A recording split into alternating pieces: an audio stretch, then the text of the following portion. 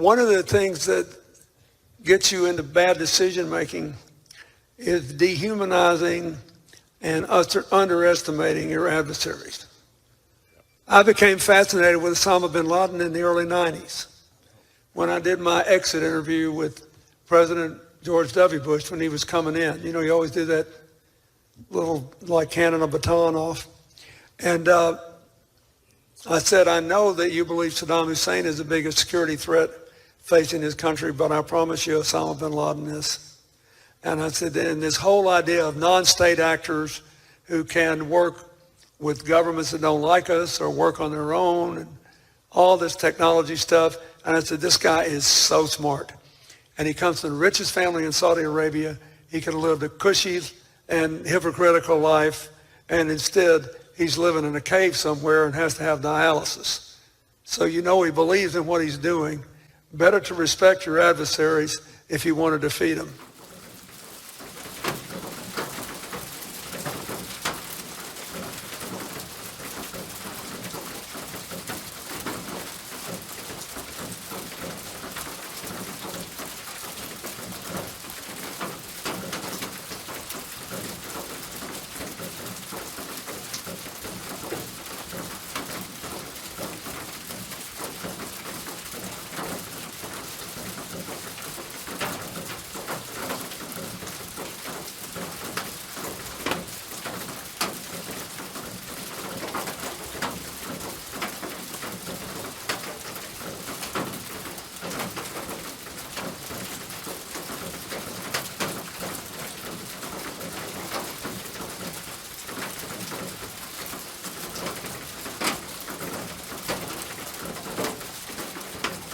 People in high places appear to have been forewarned about the event well before it happened. 9/11's another good example. People were warned not to show up for work on what otherwise should have been an ordinary Tuesday, including World Trade Center complex leaseholder Larry Silverstein and his daughter, whose bodyguards, according to Luke Radowski of We Are Change, received a phone call warning them on the morning of 9/11 not to come to work either. Not only that, but how did this BBC reporter know that Building 7, which was never even hit by a plane, just by the way, was about to collapse into its footprint well before it did? And it seems that this was not a result of a new attack. It was because the building had been weakened during this morning's attacks. We'll probably find out more now about that from our correspondent, Jane Stanley. Jane, what more can you tell us about the Salomon Brothers building and its collapse? Well, only really what you already know. Details are very, very sketchy. There's almost a sense downtown in New York behind me, down by the World Trade Centers, of just an area completely closed off as the rescue workers try to do their job. As you can see behind me, the Trade Center appears to be still burning. We see these huge clouds of smoke and ash, and we know that behind that there's an empty piece of what was a very familiar New York skyline. Terrorist event. Terrorists. Terrorist alert. Terrorist threat. Terrorist target. Terrorism. Terrorist attack. So many attacks. You saw it here live. You'll notice the media never questions the official narrative, even when there are obvious unanswered questions or blatantly conflicting eyewitness accounts. And even though the crime just happened, and it's perfectly obvious to anyone paying attention there hasn't been enough time to follow up on all the leads, you'll notice that any other theories that deviate from the official package narrative are denied airtime and discounted immediately, despite how compelling they are.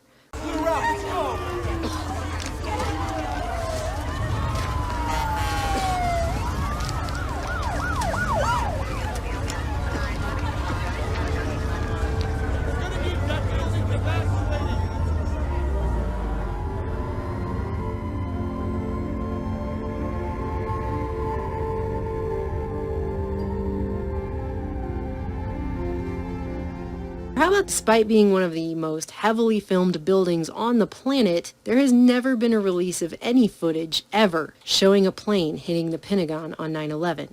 Just after the attack there, I remember clearly seeing clips on television of a line of people walking across the Pentagon lawn, picking things up with their bare hands, which not only goes against any real crime scene investigation protocol, but is something that doesn't even happen in crime scene protocol on television shows which aren't real, let alone at one of the most infamous crime scenes of one of the biggest crimes of the 21st century. It appeared that Boeing 757, the American Airlines jet, landed short of the Pentagon. Can you give us any better idea of how much of the plane actually impacted the building? You know, it might have appeared that way, but from my close-up inspection, there's no evidence of a plane having crashed anywhere near the Pentagon. The only site is the actual side of the building that's crashed in, and as I said, the only pieces left that you can see are small enough that you could pick up in your hand. There are no large tail sections, wing sections, a fuselage, nothing like that anywhere around, which would indicate that the entire plane crashed into the side of the Pentagon and then caused the side to collapse. Now, even though if you look at the pictures of the Pentagon, you see that the floors have all collapsed, that didn't happen immediately. It wasn't until almost about 45 minutes later. In the immediate aftermath, the World Trade Center debris piles were locked down, and 50,000 tons of mangled steel from the Twin Towers were sold at a discount of just $120 a ton and shipped to China, where they were quickly recycled. By September 29th, not even a month later, 130,000 tons of debris had already been removed from the site. Fire experts later told Congress that about 80% of the steel was scrapped without being examined because investigators didn't have the authority to preserve the wreckage.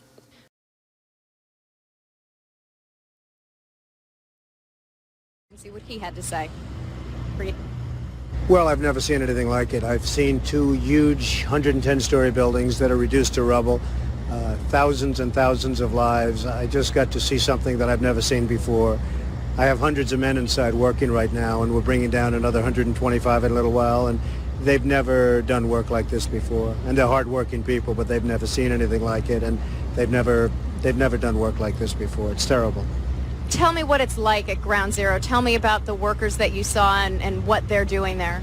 Well, not only is it devastation, but it's very dangerous because every few minutes a whistle would go off and everybody would just run because you have all the buildings around it, which are in such a weakened state that people just don't know. And so they just have to take off. And then they come back and they're working under 50-story buildings that you don't know if they're going to fall down. So it's a terrible thing for the workers, and it's a terrible thing for the world, really.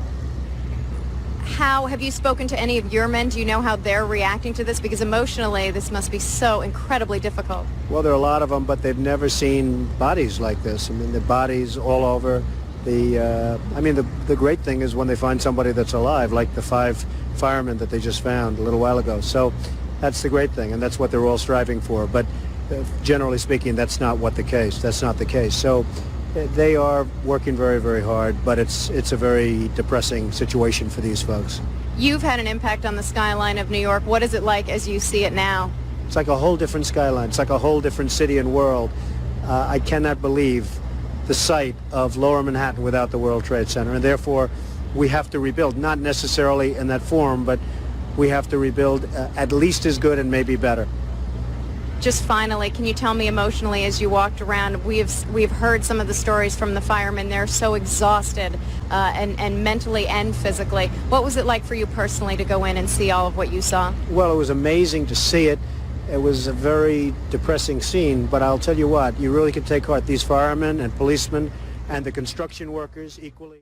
One former FBI employee was among the first responders at the Flight 93 crash site. In the past 10 years, she's never been able to go back there. Now she's sharing her story and one unusual thing she says she saw. Lily Leonardi spent years working as a street cop, but nothing prepared her for what she saw in that field outside Shanksville 10 years ago. There was stuff hanging out of the trees. There was debris everywhere. It felt like somebody sucked the life right out of me. And then she says she saw something remarkable. The angels started appearing on the perimeter of the crash site. That's right, the FBI official says she saw angels, dozens of them, at the Flight 93 crash site. They were dressed as if they were in warrior garb, like a Roman centurion. And there were so many of them you couldn't see their faces. At the time of the disaster, Leonardi was the Community Affairs Coordinator for the FBI in its Pittsburgh division. When she initially arrived at the crash site, she told the Associated Press that, quote, "The biggest thing for me is that there were no bodies there. I'm used to crime scenes, but this one blew me out of the water. It just looked like the ground had swallowed up the plane. That's when I started seeing the shimmery lights, she said, and it was kind of misty, and that's when I first saw the angels there. And I didn't say anything to the guys because you can imagine if I would have said I just saw angels on the crash site, they'd have called the office and they would have said she's lost her mind, tell her to go home. So Leonardi kept what she saw to herself for nearly 2 years. Then she finally told others, including her former FBI supervisor, Kenneth McCabe. I believe her, McCabe told AP. I know she believes 100% that's what she saw. I know she's a sane person, so I'm not going to discount what she says she saw. There is an invisible world. It's hard for us to believe that because we live in the natural world.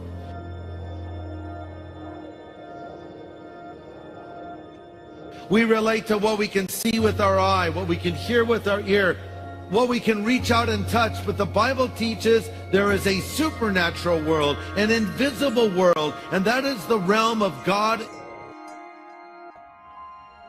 That is the realm of angels.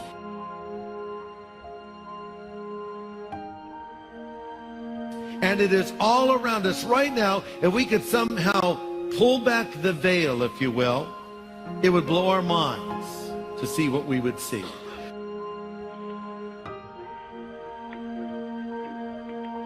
To see the angels of God at work.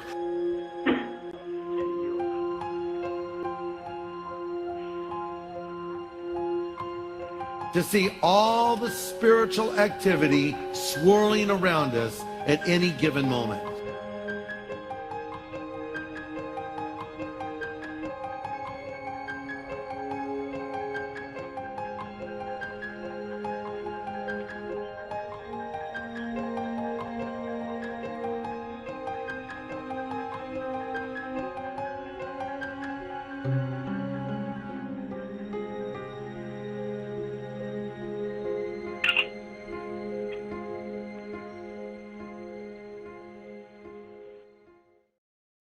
Enron filed for the largest corporate bankruptcy in U.S. history.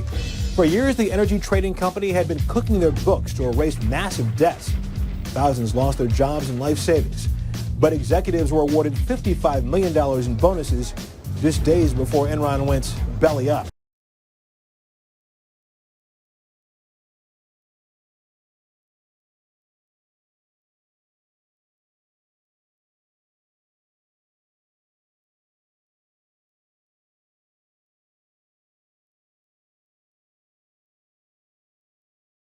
I'm a little stunned at the magnitude of this job.